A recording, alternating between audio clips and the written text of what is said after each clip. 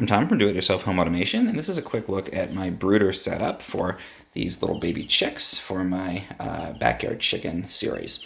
So these guys are about 4 weeks old. They're just starting to learn that they have wings and just starting to get feathers in, so they're starting to flutter a little bit, which means they basically are about to outgrow the brooder setup that I have here. So I just want to show it before I move on to the next kind of setup.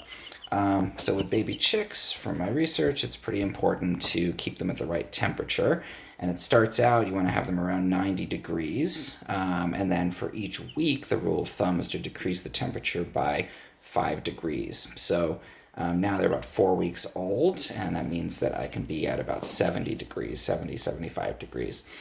So when they're first born and they're really tiny, you want to have a brooder set up with a heat lamp that can keep them around that 90 degrees. Here, now that they're a little bit older, my space here is usually warm enough even without a lamp, but I did put in this small lamp. This is a 40-watt light, just in a basic like designer lamp over top of their brooder. Because they are starting to flap and flutter quite a bit, I put this screen on top of it too. And this is just a plastic bin. It's plenty big enough for the two of them at the moment, but again, they're probably going to outgrow that pretty soon. And then at the bottom, I have aspen shavings, and you can see they love to peck and scratch around in that, and it keeps the odor down. I don't really smell anything. Have them here inside my home, and it's not a problem for me at all. You can see them eating over there. I've got a commercial chick feed. Their special feed, you want to be feeding them up to about 8 weeks. So I have that in a little container and then a small container of water.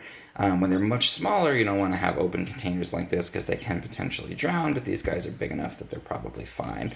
You can also get a drip water feeder or a nipple style water feeder for them. I have a couple of those I'm going to start to experiment with, but this works just fine for these tiny guys. You don't really need a ton of space in the brooder. This one seems to work just fine for me. The chicks at this size. Again, aspen bedding in the bottom, a nice lamp up at the top here, and they've been growing and doing really well in there. Next, I'm going to show how to move them to a larger enclosure and in a little bit cooler of a space. If you found this helpful in any way, please subscribe to my channel. It really helps.